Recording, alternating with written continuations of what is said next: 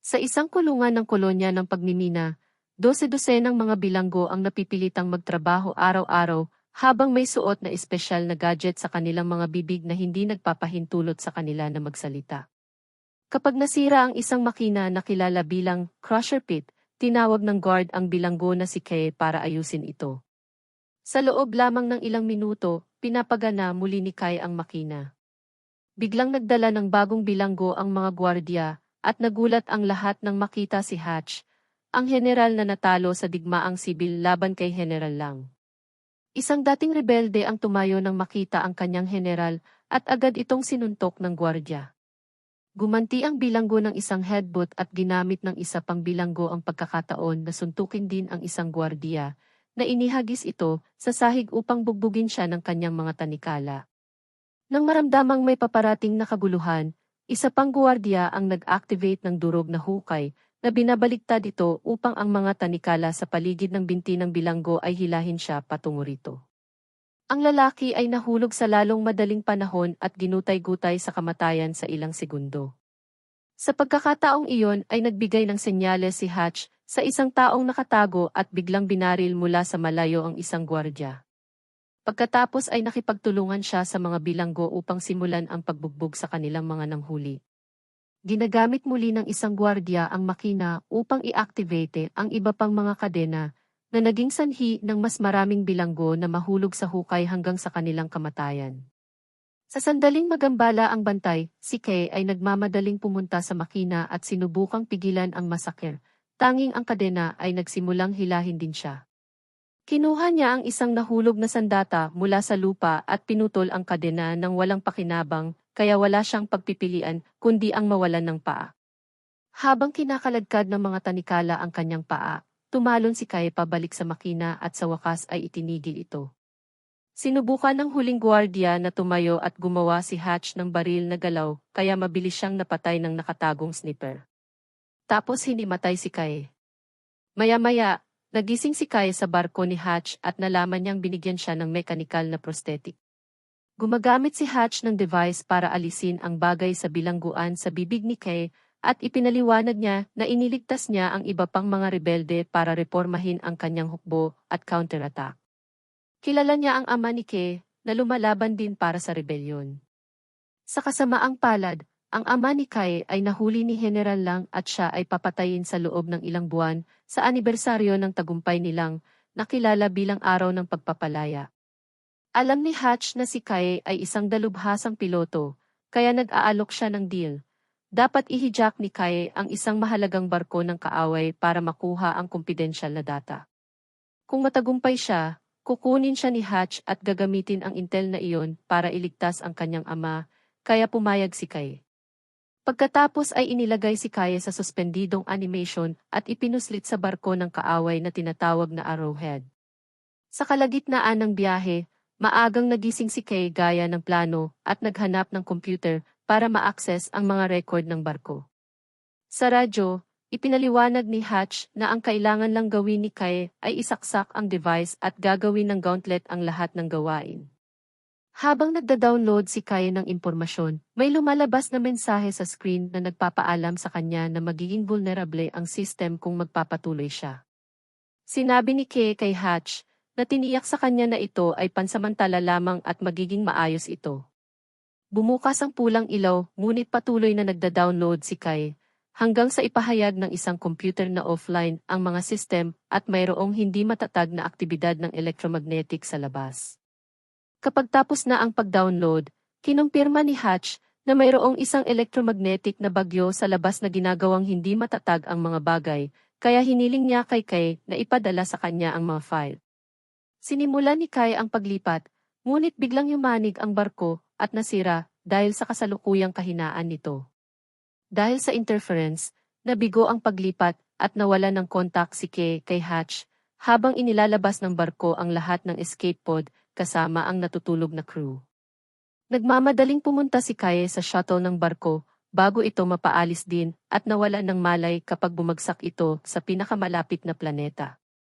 Nang magising si Kay, sinubukan niyang kontakin si Hatch pero hindi nagtagumpay. Nagmamadali siyang lumabas ng shuttle at nakita ang mga pod na nahuhulog sa buong planeta, Ngunit bigla siyang nahihirapang huminga at bumalik sa loob. Ang kanang barko na tinatawag na reef ay nagbabala kay Kai na ang kapaligiran ay nakakalason, ang matagal na pagkakalantad ay maaaring magdulot ng paralisis o kamatayan. Tumingin si Kai sa bintana at nakita ang arrowhead na dahan-dahang bumabagsak at humingi ng status report si Reef. Gayunpaman, kailangan ng Reef ang pag-login ng empleyado upang magpatuloy. Sinasabi nga ng Reef na kailangan ni Kai na maghanap ng bagong source ng oxygen dahil 12% na lang ang natitira sa NASA shuttle. Biglang nagpadala ng mensahe ang isang crew na tinatawag na Oleander mula sa kanyang pod na humihiling sa sinumang nakaligtas na magkita sa lugar ng pag-crash. Kumuha si Kai ng oxygen mask at lumabas para tingnan ang lugar. Natagpuan niya ang ilang bahagi mula sa mga bumagsak na pod at ang katawan ni Oleander na dumudugo sa lupa. Mayroon ding buo na pod na may gumagalaw sa loob, kaya binuksan ito ni Kai para hanapin si Taren. Ibinahagi niya ang kanyang oxygen mask at dinala siya pabalik sa shuttle habang ang katawan ni Oleander ay kinaladkad palayo ng isang misteryosong presensya. Sa shuttle, nag-log-in si Taren sa system at nagpakita ng hinala kay Kai. Nagsasagawa ng pag-scan si Reef, ngunit hindi mahanap ang pagkawasak ng arrowhead. Gayunpaman, alam ni Taren na aalis ang mga escape pod, kaya dapat nilang hanapin ang mga ito bago sila ma-stop. Sinundan siya ni Kai matapos mabigong muling magpadala ng mensahe kay Hatch. Habang naglilibot ang duo, ipinaliwanag ni Taren na nasa buwan talaga sila at ang planeta ay ang malaking globo na nakikita nila sa kalangitan. Sa kalaunan ay nakahanap sila ng isang pagsisiyasat ng pananaliksik sa lupa at si Taren ay humanga sa kung gaano na-oxidize ng kapaligiran ang metal. Makalipas ang ilang sandali ay nakita nila ang bumagsak na arrowhead malapit sa isang kumikinang na obelisk na siguradong wala roon si Kai noon. Tinatalakay ng duo kung paano magpapatuloy dahil sinabi ni Kai na hindi siya papayagang pumasok sa mga pod. Napagtanto ni Taren na siya ay nagtatrabaho para sa Hatch at binanggit na ang general ay isang malupit na tao na dati ay sumalakay sa mga kolonya bago ang digmaan na pumatay ng libu-libong tao. Gayunpaman, sinabi ni Kai na ito ay propaganda at nagpa siya na bumalik sa shuttle. Si Kai ang pumalit sa pilot seat at hiniling kay Reef na i-activate ang flying system. Ngunit ang Ga ay nagbabahagi ng isang teorya. Sa palagay niya ay may parehong symbiotic na relasyon si Oleander gaya ng kay Kai. Ibig sabihin ay nabuhayan siya, ngunit siya ay natigil sa halimaw na anyo. Iniisip ni Reef na ang kamatayan ay bahagi ng ikot ng buhay ni Kai ngayon. Ang mga katawan ay namamatay, ngunit ang kanilang mga kamalayan ay nabubuhay sa mga bagong kinopyang katawan. Nang hilingin ni Reef kay Kai na mag-self-delete para mapag-aralan nito ang katawan para makahanap ng lunas, tumanggi si Kai at sinabing ito ay teorya lamang at hindi garantisado ang kanyang muling pagkabuhay sa isang bagong katawan. Pagkatapos ay hinanap ni Kai ang halimaw na Oleander at laking gulat niya nang makita ang isa sa kanyang mga bangkay. Ibinalik niya ito sa shuttle at inilagay bilang pain. Nang makalapit na ang halimaw, lumabas si Kai at sa wakas ay binaril ito. Habang nakarinig ng dagundong sa malayo, pinutol niya ang isang piraso ng halimaw at dinala ito sa Reef. Nainiskan ito upang kumpirmahin na ito nga ang DNA ni Oleander. Nag-cross-reference din ito ng mga petsa at itinuturo na ang dagundong ay maririnig sa tuwing namatay si Oleander o Kai na nangangahulugang may tumutugon sa kanilang pagkamatay. Ito ay parang isang ina na nagluluksa sa kanyang mga anak at malamang na isinaaktibo nito ang proseso ng muling pagkabuhay. Hindi gaanong naiintindihan ni Kay dahil hindi siya biologist at ang marinig ang salitang iyon ay nagudyok kay Reef na banggitin si Taren. Kapag pinahintulutan ni Kay ang na magbahagi ng impormasyon, nagpi-play ito ng recording ng gabi ng shooting. Lumalabas na si Taren ay walang malay, hindi patay, at nakatakas siya pagkatapos mamatay si Kai. Ang kalansay na natagpuan ni Kay, kalaunan ay kanya na. Nagalit si Kay dahil hindi nabanggit ni Reef na buhay si Taren sa loob ng 3 taon, kaya kailangang ipaalala ni Reef sa kanya na maaari lang siyang magbahagi ng impormasyon kapag sininyasan. Ngayon ay may bagong layunin si Kay, ang paghahanap kay Taren. Kumuha siya ng mga bahagi mula sa shuttle at gumawa ng katawan para sa Reef para masundan siya nito habang naghahanap. Pagkatapos ng maraming gala, nakarating sila sa mga kuweba at sinubukan ng Reef na suriin ang mga lagusan. Gayunpaman mayroong isang malakas na electromagnetic interference na gumugulo sa sistem nito. Nagpasya silang sundin ang kakaibang senyales na iyon at nagsimulang makaamoy ng kakaiba si Kai. Dahil madilim, humingi siya sa Reef ng isang bagay na maliwanag at ang ay nagpi-play ng medyo malakas na video.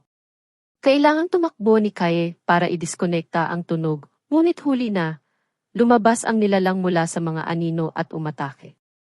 Habang umiiwas si Kai sa pag-atake, si Reef na lang ang humahabol at ang halimaw ay sumunod kay Kai.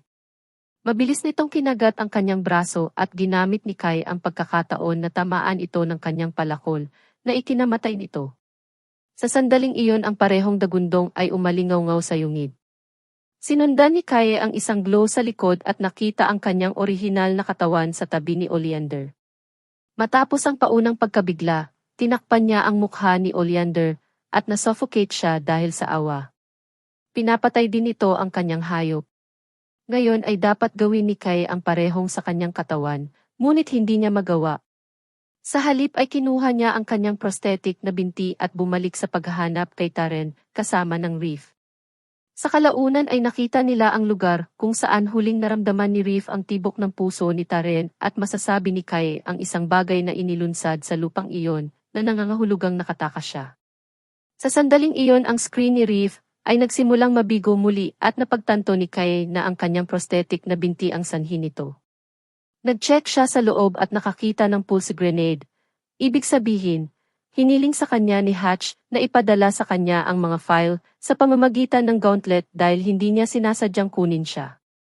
Biglang nagsimulang bumagsak ang mga ilaw sa langit sa lupa at nagmamadaling tingnan sila ni Kay para lang matuklasan na ito ang mga escape pods na walang katuturan dahil umalis sila 3 taon na ang nakakaraan at araw-araw niya itong nakikita sa langit. Ito ay nag-udyok sa Reef na magbahagi ng ilang uri ng impormasyon. Ang buwang ito ay nasa ilalim ng isang eksperimento para sa pagluwang ng oras. Mabilis lumipas ang oras dito dahil gusto ng general ng paraan para mabilis na makagawa ng mga armas at sundalo. Lumipas ang mga taon sa buwan habang nasa labas ay ilang minuto na lang. Sa pagkakataong iyon ay may nakitang barko si Kai na paparating kaya inihanda niya ang research probe. Lumapag ang barko at lumabas si Hatch na may kasamang bantay. Natanggap nga niya ang mga mensahe ni Kai at inabot siya ng 20 minuto bago dumating, ngunit para kay Kai ay ilang taon na. Napagtanto ni Kai na si Hatch ang bumaril sa arrowhead at sa mga pod dahil gusto niyang gamitin ang buwang ito para sa sarili niyang hukbo. Sinabi niya sa kanya na ang lahat ng impormasyon ay nasa shuttle, ngunit alam ni Hatch na nagsisinungaling siya at pinaalis siya. Nang magising si Kai, nakadena siya sa shuttle at natuklasang mayroon din silang Taren. Nang magbanta si Hatch na papatayin siya, sinabi sa kanya ni Kai na itinago niya ang lahat ng intel sa loob ng research probe. Pagkatapos ay hinanap ni Hatch ang probe at kapag nahanap na niya ang gusto niya, ini-activate niya ang granada sa binti ni Kai. Gayunpaman, inaasahan ito ni Kai at inilagay ang granada sa loob ng probe, na ngayon ay sumasabog. Sa sandaling iyon ang katawan ni Kai ay nagsimulang kumikinang at siya ay ganap na nagbabago sa anyo ng halimaw. Sinubukan ng gwardiya na barilin siya, ngunit hinarap siya ni Taren upang pigilan siya. Habang papalapit si Kai kay Taren, lumabas si Reef at tinawag siya. Sumabog ang nilalang na puno ng dugo at sinira ang Reef kasabay ng paglabas ni Taren, ibig sabihin ang dugo ay pag-aari ng gwardiya. Sa matatamis na salita, inabot ni Taren ang nilalang at sinabi sa kanya na kaya niya itong kontrolin. Umatras ang halimaw at hindi nagtagal ay bumalik si Kai sa kanyang anyong tao. Bumalik siya sa Taren at magkasama silang nagdadalamhati para sa Reef. Biglang lumitaw ang isang malubhang sugatang Hatch at nagsimulang barilin si Kai bago siya sinaksak. Ginamit ni Kai ang kanyang lakas ng halimaw para hawakan si Hatch sa liig at pinapayagan ang isang nilalang na paa na lumabas para patayin siya. Pagkaraan ay nagawa ng duo na muling i-activate ang Reef at tumakas sila sa barko ni Hatch. Samantala malapit sa katawan ni Hatch, isang dagundong ang maririnig.